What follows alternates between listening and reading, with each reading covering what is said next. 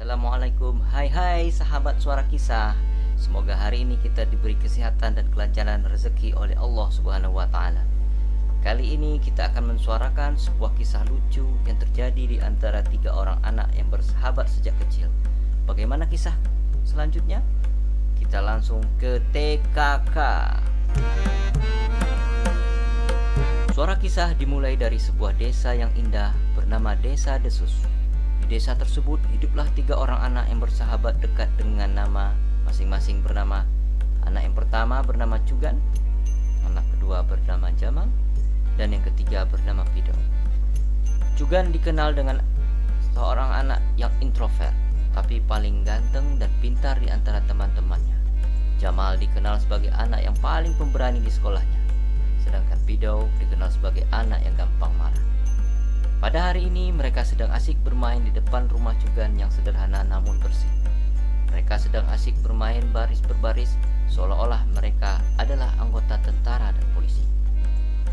Terjadilah percakapan di antara mereka. Bagaimana percakapan mereka? Kita simak.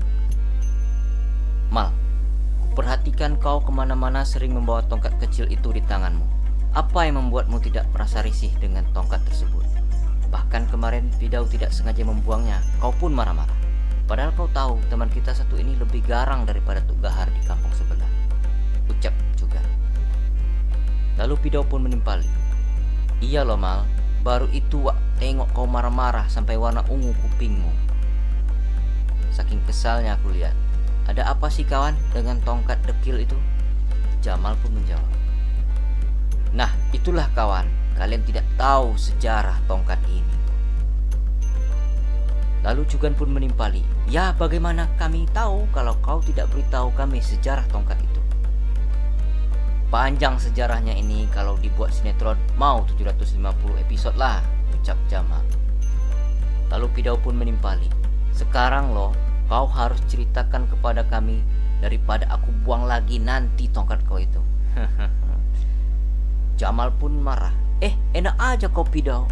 Kau pegang aja tongkat ini, ku hantam kau pakai kamehameha. Malah kayak emak-emak di pos ronda siang hari ngegosip ku tengok kalian berantem ini. Ceritakan aja lah Mal, apa sejarah tongkat itu, ucap Cugan. Jamal pun menjawab. Duduk dululah kita di bawah pohon mangga itu. Nanti ku ceritakan betapa hebatnya tongkatku ini. Lalu mereka pun bertiga duduk di bawah pohon mangga. Jadi kan, Dau, tongkat ini adalah tongkat sakti bertuah, ucap Jamal mulai membuka ceritanya. Sakti gimana loh Mal? Jawab Pidau. Wih, serius lah Jamal, jangan bohong kau, ucap si Cugan. Udah terbukti kok. Kalian tahu abangku jadi tentara itu kan? Ucap si Jamal. Ya taulah, si Bang Edoy kan, jawab si Cugan. Nah, Bang Edoy itu dulunya sebelum ikut tes masuk tentara, sering latihan baris berbaris pakai tongkat ini. Cobalah kalian lihat sekarang, dia lulus jadi tentara kan? Betapa hebat dan saktinya tongkatku ini, ucap si Jamal. Loh, Jamal, itu bukan karena tongkatnya yang sakti kawan, tapi karena Bang Edo itu rajin latihannya, bukan tongkatnya yang hebat, timpal Pidau. Asal kau tahu ya Jamal, udah 2 kali dah Bang Edo ikut tes. Tes pertama tak lulus dia, karena latihannya tak pakai tongkat inilah. Tes kedua, latihannya pakai tongkat ini. Tengoklah, lulus dia kan? Artinya tongkat ini sakti mandraguna, timpal si Jamal. Jamal, ucap si Cugan. Memang betul lah yang disampaikan kawan kita yang buri ini. Itu bukan tongkatnya sakti, tapi Bang Edoy beruntung bisa jadi tentara karena doa kedua orang tuamu lah. Doa Bang Edoy dan rajin latihan serta belajarnya. Tidak macam kau, bangun pagi aja jam 10. Ya elah kawan-kawan, aku bilang kalian tak percaya. Aku lebih berani loh kalau udah pegang tongkat ini. Itu bukti saktinya, jawab si Jamal. Jugan pun menimpali. Ya, kau berani karena bisa tuk jadi pemukul kepala orang bagi kau, kawan.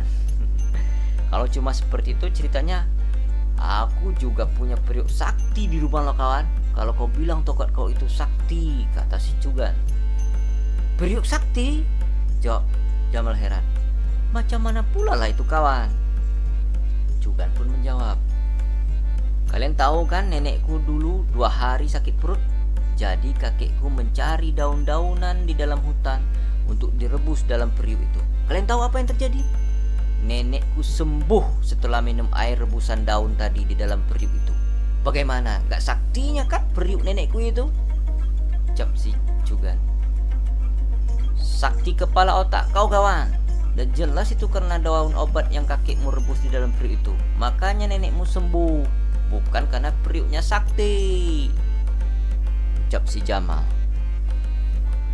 Hahaha, seperti itu jugalah tongkat burik kau itu, kawan. Bukan karena tongkat itu abang mulu jadi tentara. Sama lah kayak periukku ini, periuk saktiku juga ini, sanggah si Jugan. Di saat mereka asik berdebat ria, lewatlah guru mengaji bernama Ustadz Rahman. Sang Ustadz pun menghampiri mereka sambil berkata, Jamal, Jugan, Bidau, apa yang kalian ributkan ini? Jangan sampai kalian berkelahi ya, Ustadz hukum nanti. Kemudian Jugan menerangkan apa yang terjadi kepada Ustadz. Dari awal sampai akhir ketika mereka mulai berdebat mengenai tongkat dan periuk sakti. Lalu Ustadz pun berkata, kalian ini ada-ada saja. Ingat anak-anak, ini sama saja kalian melakukan dosa syirik kepada Allah. Ini semua bisa terjadi karena Allah bukan atas kuasa tongkat ataupun periuk yang kalian ceritakan itu. Kadang kita tidak sadar anak-anak, kita telah berlaku zalim terhadap diri kita sendiri dengan menyekutukan Allah tanpa kita sadari. Beristighfarlah kalian. Semua ini adalah kehendak Allah, makanya terjadi. Sudah ya, kalian jangan berdebat lagi. Segera kalian siap-siap mandi untuk melangkahkan kaki kalian ke masjid untuk mengaji hari ini. Hari ini kalian harus menghafal surat Ar-Rahman. Ya, ingat itu. Ustaz tunggu ya di masjid. Timpal si Ustaz. Lalu mereka dengan serempak menjawab, baik Ustaz, kami minta maaf. Jadi sahabat Suara Kisah, demikianlah kisah tongkat sakti dan periuk sakti. Kadang kita tanpa sadari bahwasanya kita telah berlaku menyekutukan Allah hanya dengan hal-hal kecil dalam hidup kita. Kadang kita tanpa sadari kita tidak mengikutkan Allah dalam hal-hal dan setiap pencapaian kita. Jadi jangan sahabat ya. Allah telah memberikan kita peringatan dalam Al-Quran. Salah satunya dalam surah An-Nisa ayat 48 yang berbunyi, yang artinya, sesungguhnya Allah Subhanahu wa Ta'ala tidak akan mengampunkan dosa syirik mempersekutukannya dengan segala sesuatu apapun juga, dan akan mengampunkan dosa yang lain dari itu bagi siapa yang dikehendakinya menurut aturan syariatnya. Dan siapa yang mempersekutukan Allah dengan sesuatu yang lain, maka sesungguhnya ia telah melakukan dosa yang besar. Hati-hati ya sahabat Suara Kisah. Jadi sahabat Suara Kisah, sampai di sini dulu kisah 3 orang anak yang berdebat mengenai periuk sakti dan tongkat sakti. Tapi by the way, siapa wanita cantik di thumbnail sahabat Suara Kisah? Itu adalah ibunya Jugan. Sampai bertemu lagi sahabat Suara Kisah. Assalamualaikum warahmatullahi wabarakatuh.